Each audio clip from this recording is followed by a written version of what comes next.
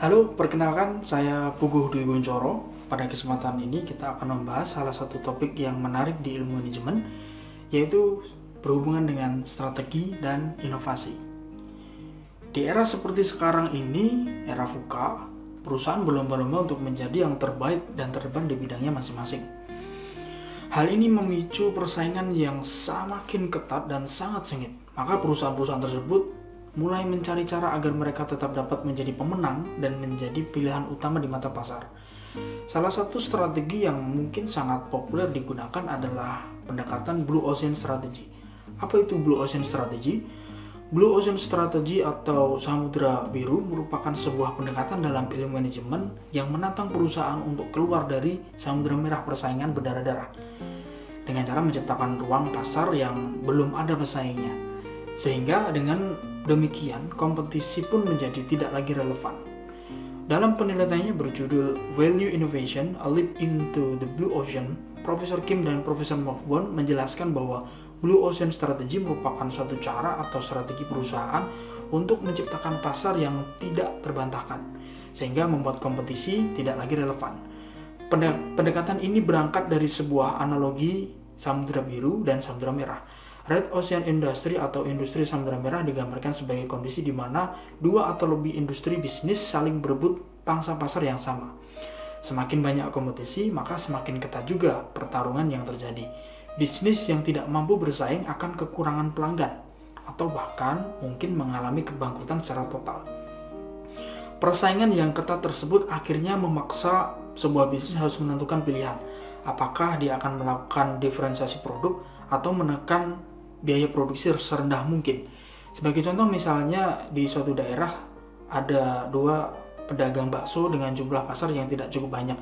Kemudian ada pengusaha baru yang ingin membuka usaha sejenis karena melihat bahwa warung bakso yang ada cukup laris. Akhirnya dia ikut berjualan bakso di daerah tersebut. Lama-kelamaan tidak terasa jumlah bakso di daerah tersebut semakin banyak, yaitu ada 5 pedagang, sehingga membuat mereka saling berebut pelanggan. Karena permintaan tidak banyak berubah, sedangkan pesaing semakin banyak, maka terjadi ketidakseimbangan antara supply and demand. Ruang pasar yang jenuh seperti itu membuka jalan bagi persaingan tidak sehat, yang berakhir sebagai lautan yang penuh dengan saingan, yang memperebutkan kumpulan keuntungan yang menipis, semakin lama semakin sedikit. Perusahaan semacam itu berusaha menangkap dan mendistribusikan kembali kekayaannya, alih-alih menciptakan kekayaan pada area yang baru. Target pasar semacam ini dapat dikorelasikan dengan perairan laut yang dipenuhi hiu yang bercucuran darah. Karenanya istilah ini disebut sebagai Red Ocean Industry. Dan banyak dunia bisnis telah mencoba melepaskan diri, juga berusaha untuk melewati lautan merah ini, untuk kemudian menciptakan lautan biru mereka sendiri. Nah, bagaimana cara mengembangkan Blue Ocean Strategy? Ada beberapa prinsip mendasar yang perlu diterapkan agar proses implementasi Blue Ocean Strategy ini nantinya bisa berhasil. Prinsip yang pertama yaitu menetapkan segmen pasar sebelum melakukan Blue Ocean Strategy. Anda harus dapat menetapkan batasan-batasan pasar sehingga Anda mengetahui target pasar yang sesuai dengan produk yang akan Anda kembangkan nantinya. Anda bisa mempelajari produk pesaing saat ini dan mencari kesulitan apa yang mereka alami, sehingga kesulitan tersebut menjadi poin penting inovasi yang akan kita kembangkan ke depannya. Berikutnya, prinsip yang kedua, mulailah membuat kanvas strategi. Pada dasarnya, membuat kanvas strategi bukan sebuah angka atau membuat data statistik, melainkan Anda harus membuat pemetaan secara besar-besaran dan sangat luas, sehingga akan memudahkan Anda dalam membaca strategi yang akan dikembangkan. Anda bisa menggunakan beberapa jenis kanvas strategi seperti BMS atau menggunakan Advanced Business Model Canvas. Prinsip yang ketiga adalah membuat tingkatan konsumen. Membuat tingkatan konsumen ini bisa dilakukan dengan pembagian tingkatan konsumen. Seperti tingkatan pertama itu untuk konsumen yang hanya sementara menggunakan produk yang ditawarkan pasar saat ini karena kebutuhan mendesak sambil mencari solusi yang lebih baik. Tingkatan kedua ditujukan untuk konsumen yang menolak tidak menggunakan produk. Dan tingkatan yang ketiga ditujukan untuk konsumen yang tidak dianggap sebagai konsumen potensial. Prinsip yang keempat, mengatasi rintangan eksekusi strategi. Nah, dalam melakukan eksekusi strategi, organisasi pasti akan menghadapi banyak rintangan, seperti salah satunya sumber daya yang terbatas, atau rintangan dari kepentingan di luar perusahaan, dan rintangan staf yang tidak sesuai kualifikasi yang cocok atau yang dibutuhkan untuk melakukan suatu eksekusi. Hal ini penting untuk mendapat perhatian khusus dari pemangku kebijakan dalam suatu perusahaan yang akan melakukan implementasi Blue Ocean Strategy. Prinsip yang terakhir, sikap dan perilaku eksekusi strategi. Diperlukan komitmen dan kepercayaan yang tinggi terhadap staf yang akan melakukan eksekusi, sehingga terciptanya suasana yang mendukung dalam pelaksanaan eksekusi tersebut. Business owner harus memberikan dukungan secara penuh agar proses Blue Ocean Strategy nantinya dapat berjalan dengan baik. Seringkali tidak jarang ditemukan business owner yang kurang sabar dan suportif dalam masa persiapan ini, sehingga menjadikan proses implementasi dari Blue Ocean Strategy itu kurang optimal. Jika sudah memahami prinsip-prinsip mendasar, maka saatnya kita lanjutkan pada tahapan dari Blue Ocean Strategy itu sendiri. Secara sederhana, Blue Ocean Strategy memiliki framework atau kerangka kerja yang dibagi dalam 4 tahapan, yaitu Eliminate, Reduce, Rise, dan Create. Mari kita bahas satu persatu. Tahapan pertama adalah Eliminate. Dalam bisnis akan selalu ada hal yang sebenarnya dianggap baik, namun tidak berguna bagi masyarakat. Maka sebaiknya Anda harus mengeliminasi atau menghapuskan hal-hal yang tidak bernilai dari produk. Hal ini dilakukan agar produk mampu memaksimalkan fitur dan bagian yang tersedia. Dalam hal tersebut, Anda tidak perlu merasa kehilangan atau merasa ada yang kurang jika menghilangkan produk tersebut.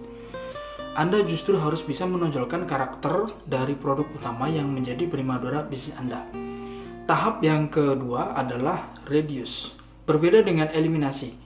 Mengurangi di sini dilakukan dengan mengurangi unsur-unsur yang nilainya kurang, namun tidak diperlukan. Jika Anda tidak ingin menghilangkan fitur yang tidak berguna secara menyeluruh, setidaknya Anda dapat menguranginya di bawah standar industri. Dengan begitu, pengeluaran akan lebih hemat, namun jika fitur tersebut tidak memberikan banyak kontribusi sekaligus nilai pada masyarakat, maka sebaiknya hal tersebut dihilangkan saja, sehingga bisnis akan lebih terarah sekaligus menghasilkan keuntungan atau profit yang lebih baik. Tahapan yang ketiga adalah rise. Jika Anda sudah mengurangi fitur yang kurang memberikan manfaat, maka Anda perlu meningkatkan standar dan juga fitur yang memiliki keunggulan. Hal tersebut akan menjadi peluang untuk Anda membuat sebuah pembeda antara produk Anda dengan produk pesaing lainnya. Dan yang terakhir adalah create. Tindakan yang harus Anda lakukan pada tahap ini adalah menciptakan hal-hal baru yang belum pernah ada dan belum pernah dilakukan oleh industri yang lainnya. Hal tersebut akan menciptakan terobosan baru yang mampu memikat hati para konsumen. Anda harus menciptakan fitur yang terbukti mampu memberikan nilai dan manfaat lebih untuk konsumen. Karena adanya hal tersebut akan membuat usaha Anda diterima oleh masyarakat secara luas. Salah satu perusahaan yang menerapkan konsep Blue Ocean Strategy adalah PT Nippon Indosari Korpindo dengan produk andalannya yaitu sari roti. Mendengar sari roti tentu sudah tidak asing lagi ya, karena produk ini merupakan produk yang merajai industri roti di tanah air. Saya pun salah satu pelanggan yang sering menggunakan produk tersebut. Kenapa sari roti menjadi pemain utama dalam industri ini?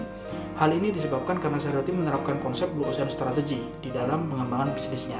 Sari roti pada mulanya memiliki banyak sekali varian produk, namun setelah melihat laporan penjualan beberapa dari produk tersebut ternyata kurang diminati oleh pasar. Sehingga sari roti melakukan tindakan menghapus produk tersebut dari daftar produknya.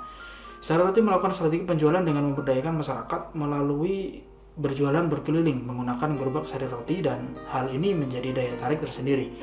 Sari roti juga berupaya untuk mempertahankan cita rasa dan harga yang sangat terjangkau. Hal ini membuat pelanggan menjadi semakin loyal serta setia. Nah, dan yang terakhir, sari roti menciptakan pasar baru dengan berkomitmen memberikan produk yang fresh tanpa pengawet.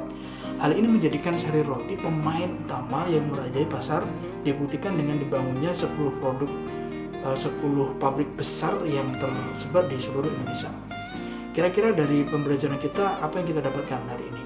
Persaingan dalam dunia bisnis merupakan sebuah keniscayaan yang tidak mungkin dihindari. Perusahaan dan business owner perlu untuk mempersiapkan diri dengan meningkatkan kapasitas dan merumuskan strategi terbaik agar dapat memenangkan pasar. Mereka yang tidak siap bersaing akan segera tergantikan oleh kompetitor yang semakin lama semakin luar biasa. Blue Ocean Strategy mampu membawa perusahaan melesat jauh pada sebuah area di mana persaingan tersebut tidak lagi relevan. Dengan demikian, maka perusahaan menjadi luar biasa. Dengan demikian juga, pembelajaran kita hari ini sudah selesai. Sampai bertemu pada video-video selanjutnya. Goodbye, God bless you.